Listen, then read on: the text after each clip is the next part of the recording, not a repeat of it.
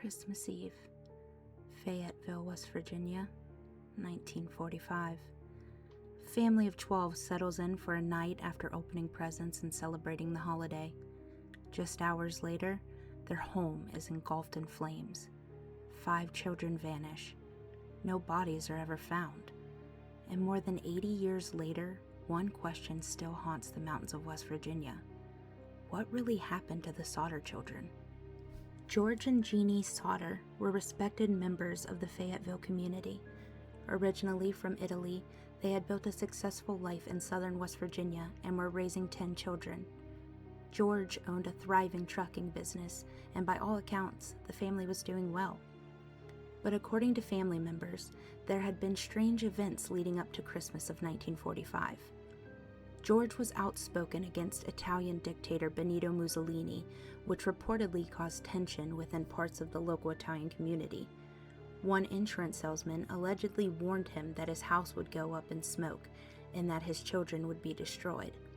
At the time, George brushed the threats aside. That would soon change. Just after midnight on Christmas morning, Jennie Sodder was awakened by a phone call from a woman she didn't recognize. She later described hearing strange laughter in the background. The caller claimed to have the wrong number. Jennie went back to bed. Short time later, she woke again. This time, she smelled smoke. The family's home was on fire.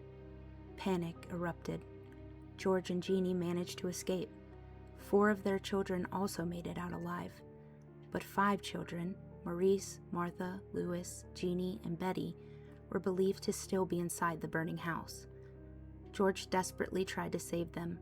He ran for a ladder he always kept beside the house. It was gone.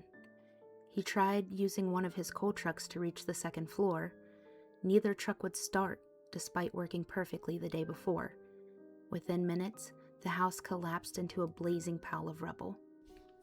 The local volunteer fire department didn't arrive until hours later. By then, there was almost nothing left of the home. Authorities concluded the 5 children had died in the fire. Death certificates were issued. Case closed. Or so they thought. The Sodders quickly began noticing things that didn't make sense. For one, investigators found no clear remains of the children.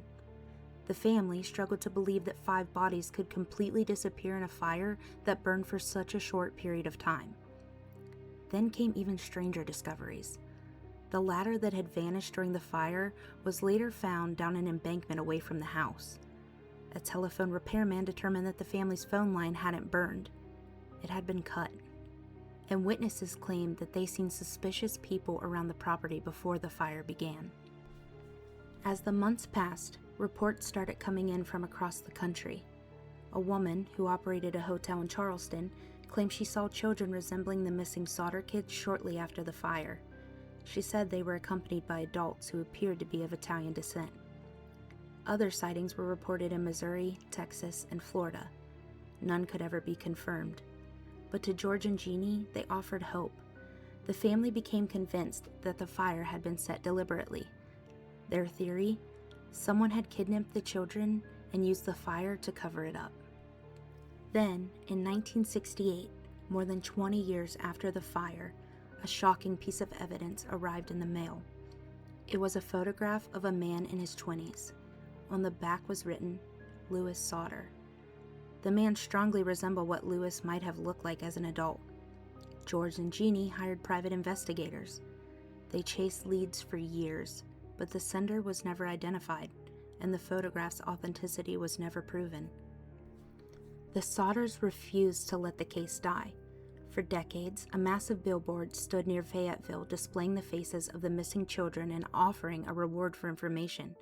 It became one of the most recognizable unsolved mysteries in West Virginia history. Travelers passed it every day, a constant reminder that nobody truly knew what happened that Christmas night.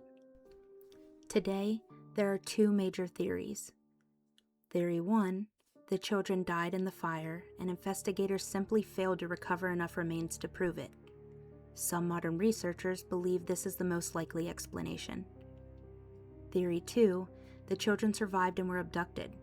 Supporters point to the cut phone line, the missing ladder, strange threats made before the fire, eyewitness reports, and the mysterious photograph. The truth may never be known. On a cold Christmas night in Fayetteville, 5 children disappeared. Whether they died in the flames or were taken into the darkness, nobody has ever been able to provide a definite answer. The Sodder family spent generations searching for the truth, and today, the disappearance of Maurice, Martha, Louis, Jeannie, and Betty remains one of the most haunting unsolved mysteries in Appalachian history. What do you think happened to the Sodder children? Let me know in the comments. And if you enjoy Appalachian mysteries, true crime, and legends from the mountains, make sure to subscribe to Appalachian After Dark. Until next time, stay curious.